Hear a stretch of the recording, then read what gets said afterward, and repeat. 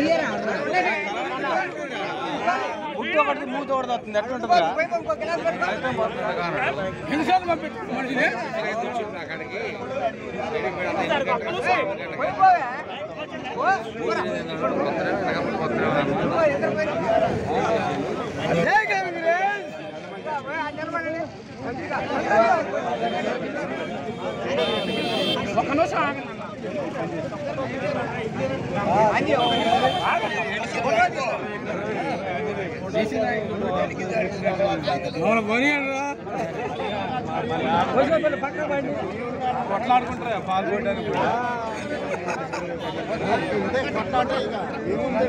పొలాలు ఉన్నాయి కదా,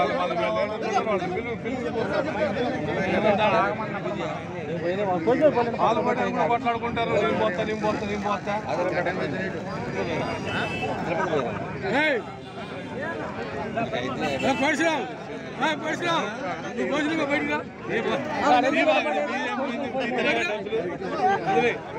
అంటే నేనే అంటే వచ్చిందా? ఎవరు జరగరు